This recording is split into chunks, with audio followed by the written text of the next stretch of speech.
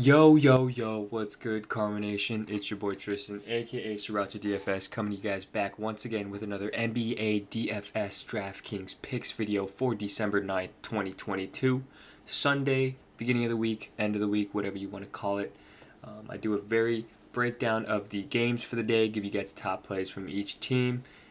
Please like the video and subscribe if you're new to the DFS Karma YouTube channel for more daily media content like this and our live streams. Also, make sure you're in our free chat room where we discuss things DFS 24/7 all day, every day. We got DFS, sports betting, props, you name it, we got it. Link is down in the description below if you're interested. And with that being said, we have an 8-game slate on this Sunday, so let's go ahead and get into it. Washington at Orlando, first game on the slate. We got Montrezl Harrell as questionable, Rui Hachimura as questionable, Davis Bertans is questionable as well. And besides that, no one else is really relevant here. I think Thomas Bryant is still going to be out. Yeah, so I believe Montrezl Harrell is going to play because he was cleared from protocols but didn't play last game. So I do believe he's going to be in today, for this game. And because of that, his 4.5K price tag is really, really cheap for what we have projected for him. At least I project his minutes to be around the 20-ish area, and if that's so, he can definitely smash that price tag, 4.5K. You know how much usage he gets when he gets on the floor, so that also bumps down people like Kyle Kuzma, Bradley Beal, KCP, Avdija. Everyone basically gets a usage bump down because of the usage that Montrez gets when he's on the floor, at least. Regarding Rui, he still hasn't played this season. He might make his debut tomorrow, not too sure. And if he plays, again, a bump down to everyone on the team as well. But Orlando is a good matchup, and Orlando's on a back-to-back. So I might not be on too many people here. Actually, I might not be on anyone at all just because of Montrez and Rui coming back. So definitely going to have to monitor this news tomorrow. On the Orlando side, Wendell Carter Jr. is questionable because he did not play yesterday, so I have him as questionable today. Suggs, Fultz, Michael Carter-Williams, Robin Lopez, Jonathan Isaac, Etuan Moore still out. And because of that, we need Wendell Carter Jr. news. If he's out again, Mo Bamba should see a good amount of run. Obviously, he did not produce the way we wanted to today in a good matchup against Detroit, which is very weird. Seeing that Detroit's very bad, but 25 fantasy points, DK points for 5.8 isn't so bad. We're really looking for 35 to 40 here, and Washington is bad inside, so Mo Bamba definitely in play if Wendell is out. We're going to have to see if Cole Anthony plays a back-to-back off of his ankle. I know that he was questionable going into today's game, so he did play, and for this Washington-Orlando matchup, who knows? It's a back-to-back. Could see him rest, could not. If he does rest, then you're going to see a bump up to Franz Wagner, who hasn't been playing too well as of late.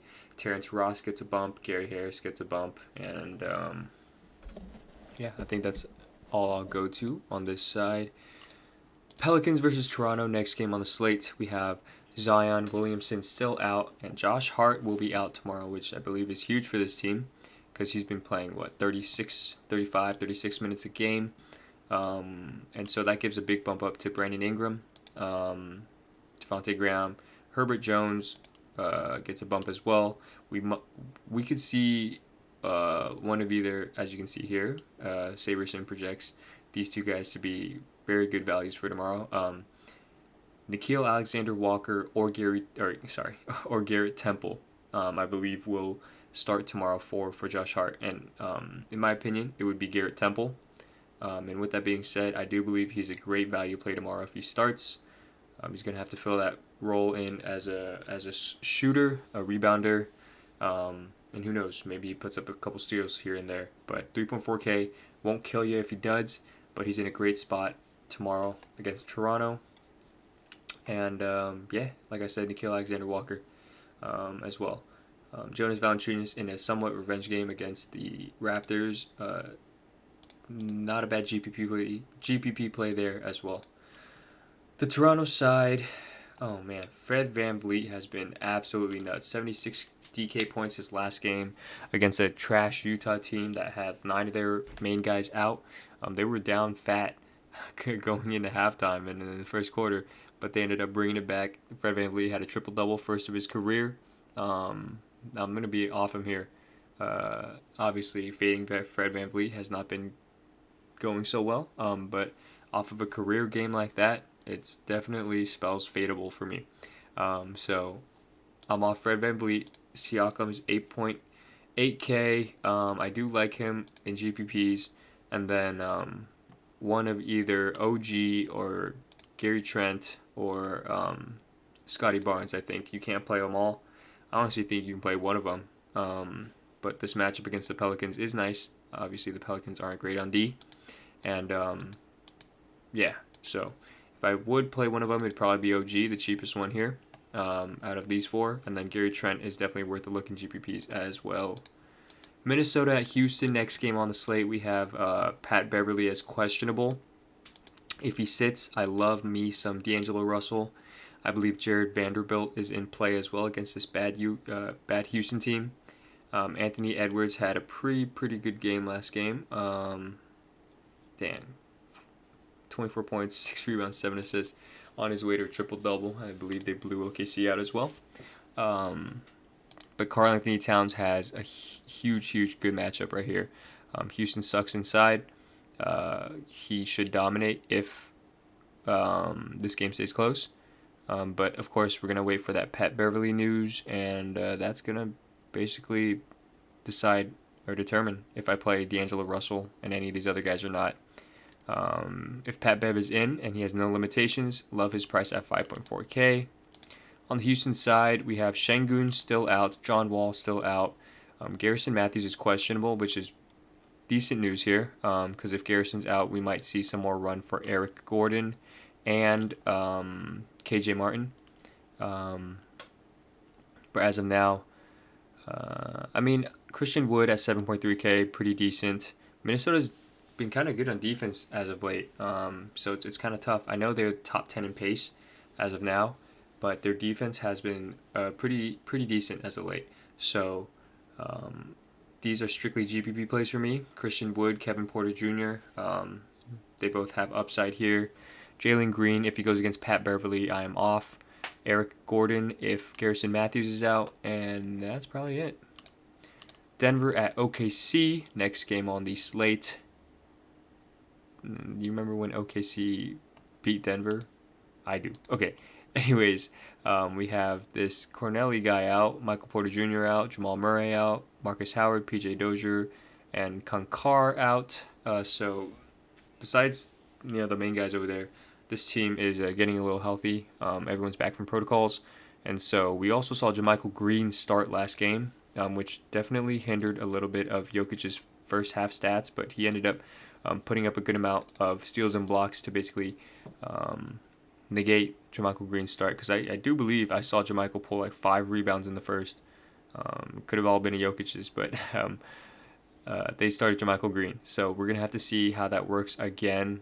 But if JaMychal starts again, he's definitely worth a GPP punt.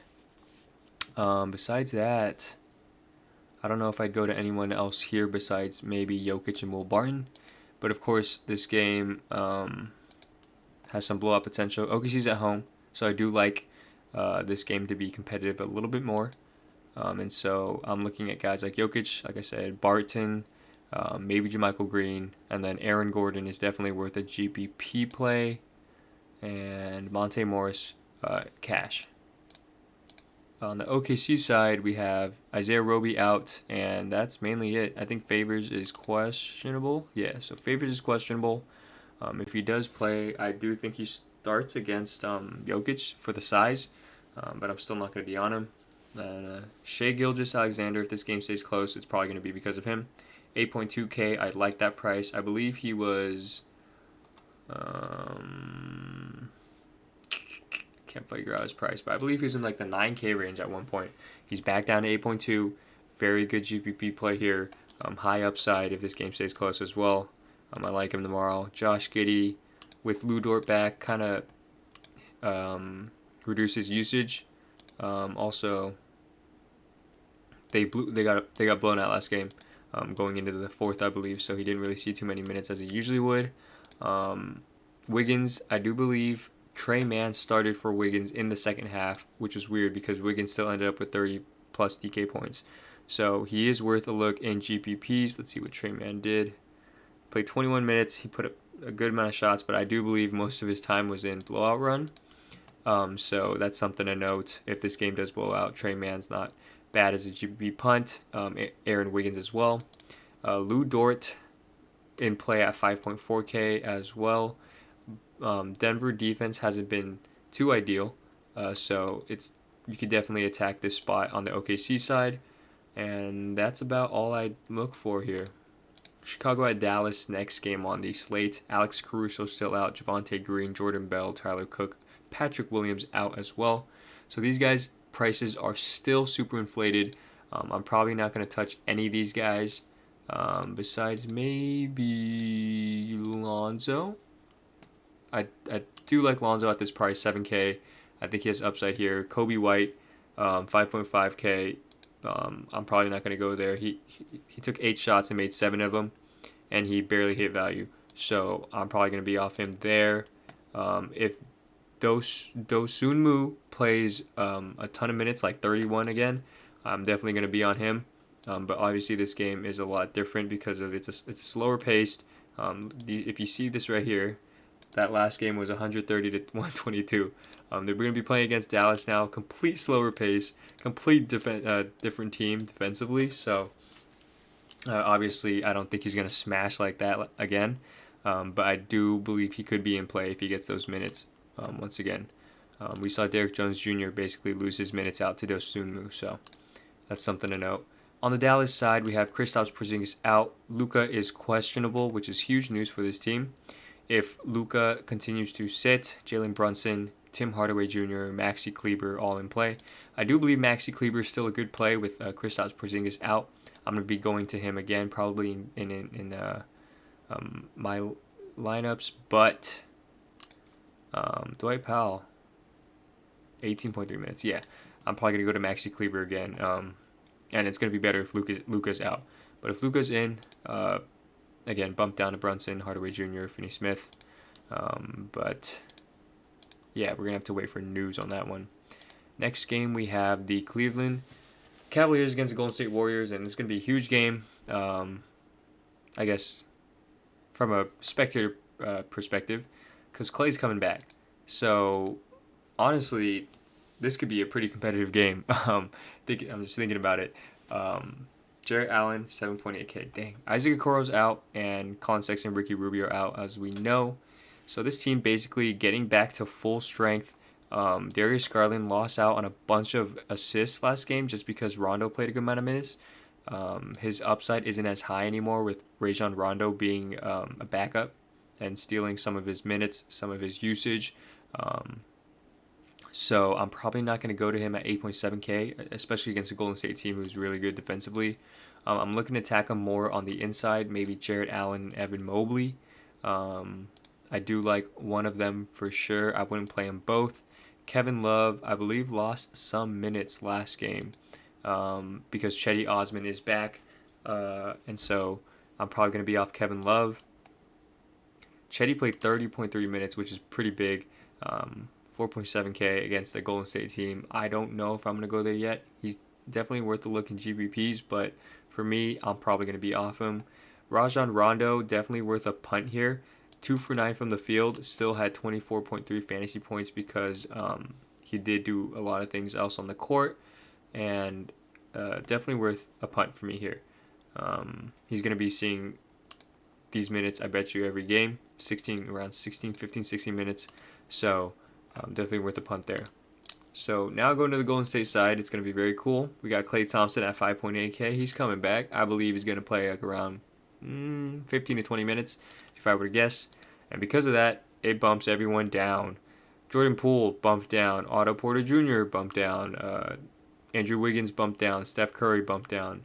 Draymond might even get a bump up because it's another guy he can pass to. So we might see some crazy assist games since obviously Steph, Wiggins, Poole, Klay, Porter, all of them can shoot the three. So Draymond might have a field day in assists sooner than later. But yeah, I'm probably not going to be touching anyone on this team, to be completely honest. Moving on. Was that the sixth game? That was the sixth game. Sacramento at Portland. Ooh, this is huge. De'Aaron Fox is questionable. That is one of the last games of the slate. That's going to be sucky. Because if he's out, Halliburton at 6.9K is an insta-lock. I would lock him up in my lines, not on D, because he would torch me. Anyways, Halliburton, if Fox is out, obviously we won't get that news until probably around game time. So it's going to be pretty lame not knowing that. But if he's out, Halliburton, Buddy Hield,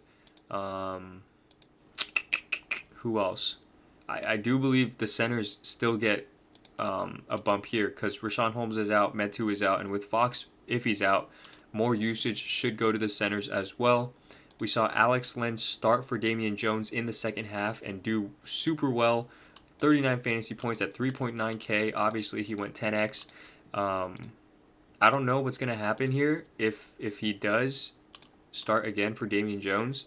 But Damian Jones has his work cut out against Nurkic, and I think Nurkic has been a little better defensively. But yeah, we're going to have to look for the starters here because it's all over the place right now. Fox questionable. Len might start for Damian Jones. Like, we have no guarantee here, and because of that, it's hard to give you guys any sort of analysis. But, of course, if Fox is out, I already told you guys what I like.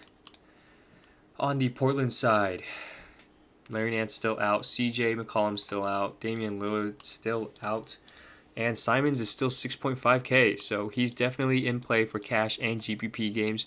Norman Powell, definitely worth a look in GPP. His price has gone up a good bit, so his upside is lowered. Nurkic, I do believe, still in play. Sacramento's ass at guarding the center position. Shot 5 for 17, still put up 42.5 fantasy points. I love that. It shows that he just has more upside here. 70 minutes, 31 minutes. I know Cody Zeller came back. Let's go check that out. Cody Zeller played 11. So strictly center minutes are Nurkic and Cody Zeller right now. I do like Nurkic, like I said. We're going to look at Covington real quick. Cov actually shot the ball 5 for 8 from 3. That's very nice. Will he do it again? Who knows? One of the most inconsistent players, and my mistake. One of the most inconsistent players that I play, at least. So we're gonna have to see if he does do that again. Obviously, his price is bumped up from that 4K, 3K range that he was at for a little bit. Nasir Little has definitely fallen off. And Rocco in the lineup doesn't help because I do believe he takes a lot more shots than Larry Nance did. So Nasir Little definitely gets a bump down with Rocco in the starting lineup. And besides that, I'm probably not going to touch anyone else here. Moving on to the last game of the day, Memphis at Lakers. Memphis is on a back-to-back, and he did not play yesterday. He was doubtful, ended up not playing yesterday. So that's obviously going to be news to watch. And it sucks because the biggest news that we have on the slate is basically the last two games. So if you want a GPP strategy, go ahead and fade the beginning games besides, I guess, a few players, and bank on De'Aaron Fox being out and Ja Morant being out. Because we saw Dylan Brooks be, I think, carried off the floor. Yeah, he got carried off the floor off of an ankle injury. He wasn't able to hit, or I guess take the free throws that he got fouled on, which is going to be big news for tomorrow as well. So if Ja sits, if Dylan Brooks sits, I know Kyle Anderson didn't play his last game against the Clippers, and if he plays today, then obviously he's going to be in play. But we're going to watch news for him. Conchar didn't play last night. Tillman didn't play yesterday. And so those are going to be guys that I do believe are going to play, Conchar and Tillman, just because they were in COVID protocols. But Kyle Anderson is different. He had a back injury, so I don't have any, I guess, opinion on that. Steven Adams is still going to be out because he went into health and safety protocols.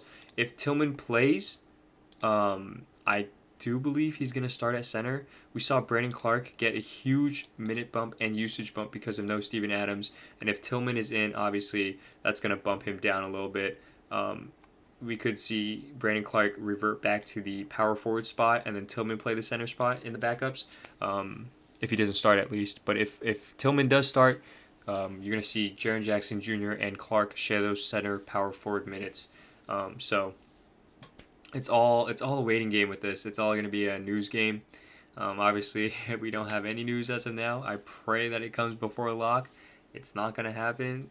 But yeah, we're going to have to see. If Ja Morant out, Tyus Jones a lock at 4.2K. D'Anthony Melton might be a lock as well with Dylan Brooks out. We're literally just going to have to see about this news because we still need Kyle Anderson news as well. So, damn, that sucks. On the Lakers side, LeBron is probable. He's probably going to play every game. He's probably going to be probable every game. Definitely worth a play here against Memphis. Russell Westbrook, 10.1K. Nah, no way, son. AD out, Monk out. None out, sorry. And Monk's price has gone crazy up for good reason. He's 6.3K now. And he shot crazy from the field. 7 for 12 on the 3. And I don't believe he's going to replicate that same thing again, so I'm going to be off of him. He could still hit 30 fantasy points, but of course at 6.3K, you're looking for around 35 to 40 to take something down, so I'm going to be off of him. Avery Bradley attacked the crap out of Trae Young last game and got most of his buckets in the first quarter. So don't be fooled by this 8 for 11, 30 fantasy point game. Not going to happen again, I guarantee it, as a Laker fan. And besides that, I don't think I'm going to touch anyone else. Damn, Melo had 34.8. I guess he's worth a look in GPPs, but I'm probably not. Dude, wait, what? Did I miss out on something? Why is everyone have inflated stats? Even Carmelo Anthony and THT both. Oh, because they played Atlanta. That's right, Atlanta. Like I mentioned in the articles, one of the fastest teams in the game and the second worst team in defense. So it makes sense that multiple people went off last game. LeBron had 68 fantasy points. Russ had 42. Malik had 40-something, 46.